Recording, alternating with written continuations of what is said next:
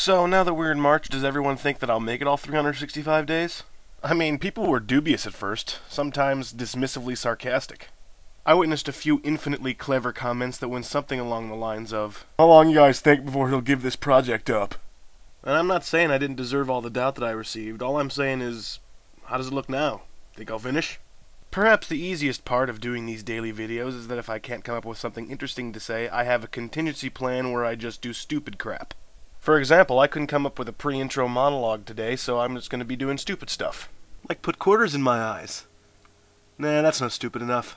Like put AV cords up my nose. Nah, that's not stupid enough. Like post-it note my face. Nah, that's still not stupid enough. Sadly, I don't have a contingency plan for when my contingency plan doesn't work, so I guess I'll just have to sit here and stare into the middle distance. How many days left in the year again?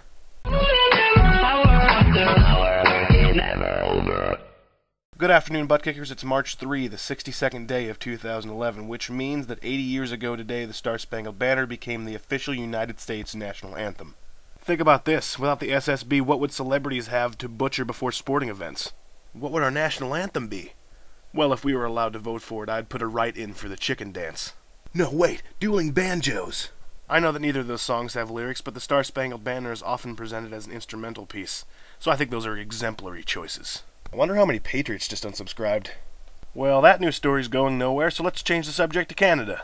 Canadians, did you know that 136 years ago today, the first ever organized indoor ice hockey game was held in Montreal? I mean, that's not that surprising. Hockey is as synonymous with Canada as, well, maple syrup is synonymous with Canada.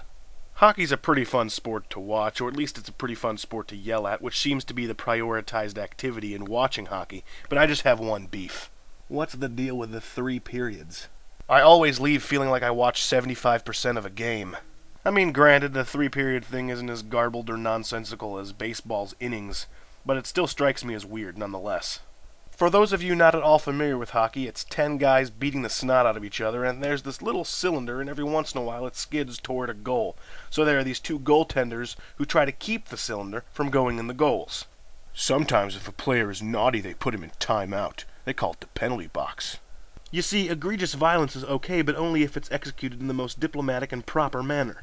There are minor and major penalties, and which one you get is, according to good old Wikipedia, based mostly on whether the ref is in a cruddy mood and whether you draw blood from your opponent. My home state hockey team won the national championship last year, which was cool because Illinois kinda never wins anything. Perhaps even more fun than the good news of our victory was watching all the closeted hockey fans come out of the woodwork. Suddenly, everyone I knew was a huge hockey fan. It's like a gigantic bandwagon came by and they all jumped right in.